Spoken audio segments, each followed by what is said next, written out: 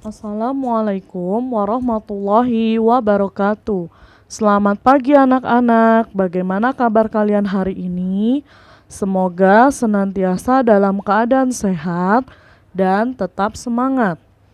Pada pembelajaran hari ini, kita akan belajar mengenai posisi dan peran Indonesia dalam lingkup ASEAN. Silahkan kalian buka buku paketnya halaman 59, pelajaran 3. Sebelum kita mulai, kita berdoa terlebih dahulu ya. Rabbi zidni ilman warzuqni fahman.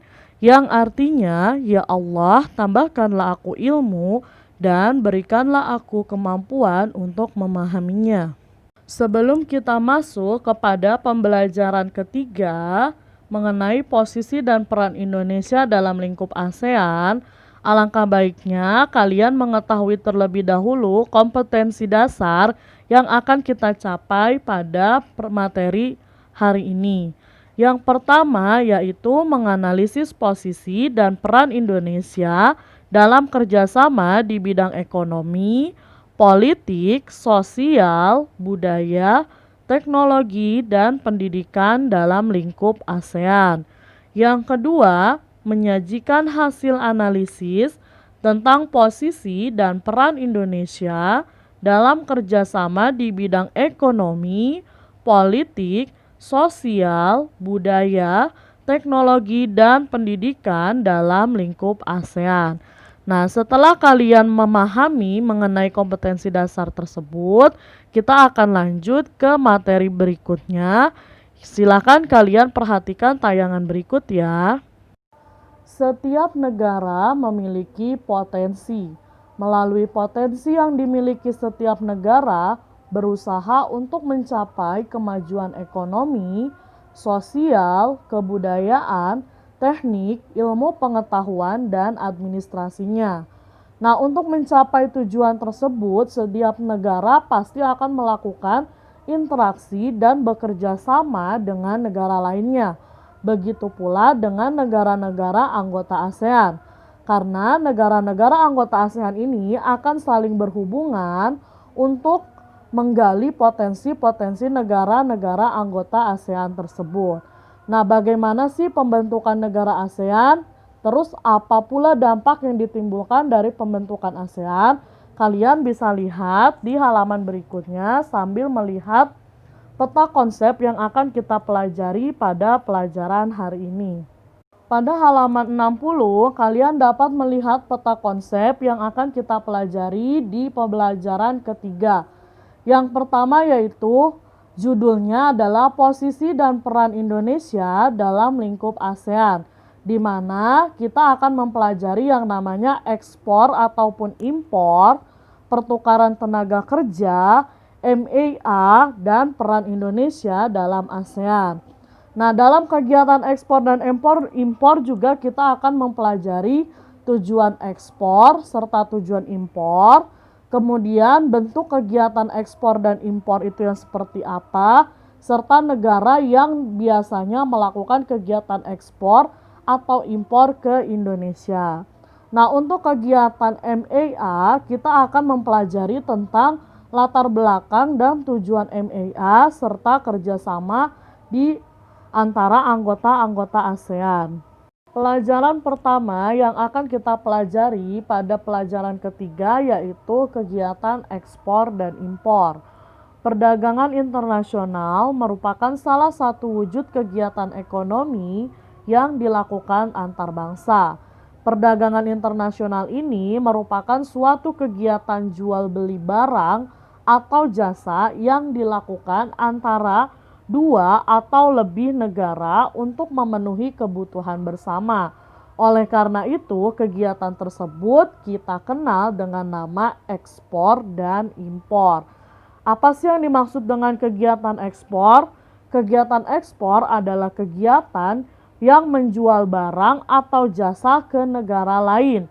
Nah, orang yang melakukan kegiatan ekspor tersebut disebut dengan pengekspor.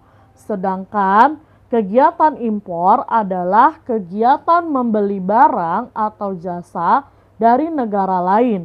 Dan orang atau badan usaha yang melakukan kegiatan impor disebut dengan pengimpor. Jadi di sini yang perlu kalian ketahui dan kalian tekankan antara kegiatan ekspor dan impor adalah kalau kegiatan ekspor itu artinya kita menjual barang ke luar negeri.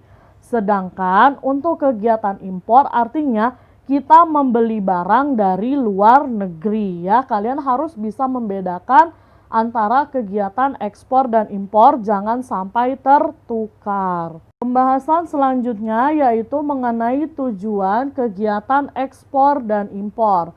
Nah, kegiatan ekspor dan impor ini selalu memiliki tujuan yang jelas untuk negara-negara yang melakukan kegiatan ekspor dan impor. Salah satunya adalah yang pertama, memenuhi kebutuhan dalam negeri akan barang dan jasa. Nah, memenuhi kebutuhan dalam negeri ini biasanya negara-negara yang berada di belahan dunia lain akan mencari barang ke negara lain yang memang ia butuhkan untuk memenuhi kebutuhan negara tersebut.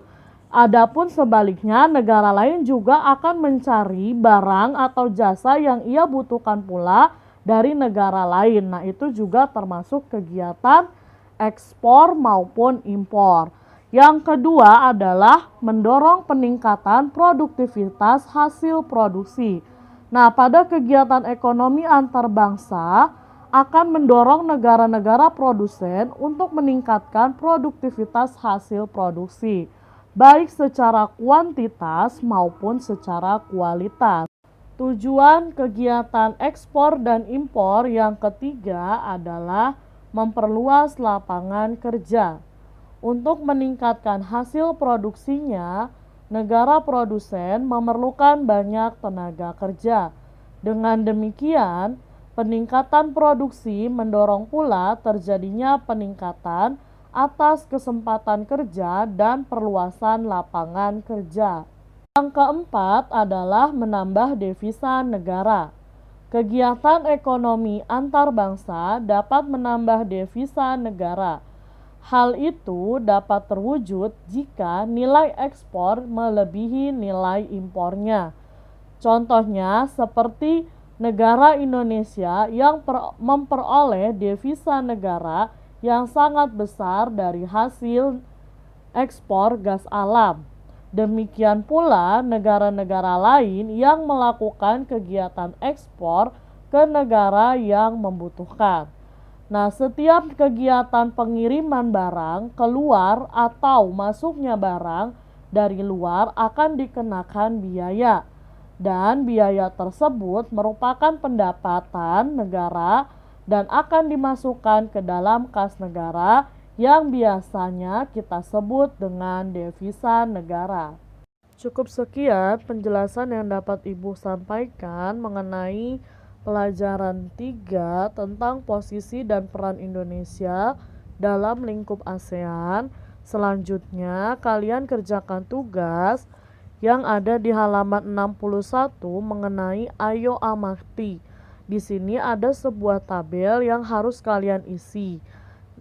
Nah, tabel tersebut adalah pernahkah kalian pergi ke pelabuhan?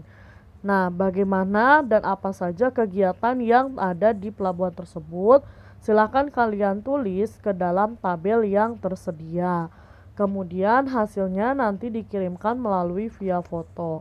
Selanjutnya, kalian kerjakan pula tugas yang ada di halaman 63 mengenai Ayo Jawab. Pada halaman 63 tersebut, kalian diminta untuk yang pertama memperhatikan barang-barang yang ada di sekitar rumahmu. Manakah barang yang termasuk hasil impor dan dari mana saja barang tersebut berasal? Kalian tuliskan jawabannya pada tabel yang sudah tersedia. Kemudian untuk nomor 2, kalian diminta untuk menjelaskan apakah barang-barang impor yang kalian miliki di rumah itu berkualitas lebih baik dibandingkan dengan barang produksi dalam negeri. Jika iya, silakan kalian jelaskan kelebihannya apa. Namun jika tidak memiliki kelebihan dari barang dalam negeri sendiri, Maka jelaskan pula kekurangannya apa. Pada bagian B nomor kedua, apakah sebuah negara bisa bertahan hidup tanpa kegiatan ekspor dan impor? Jika iya, silakan kalian jelaskan mengapa, dan jika tidak, kalian juga jelaskan mengapa. Nah, nanti hasil pengerjaan tugas kalian yang ada di halaman 61 dan 63, kalian kumpulkan melalui via foto secara japri. Baik, cukup sekian pembelajaran kita hari ini untuk pelajaran IPS. Kurang lebihnya Ibu mohon maaf. Wassalamualaikum warahmatullahi wabarakatuh. Jangan lupa dikerjakan ya tugasnya anak-anak.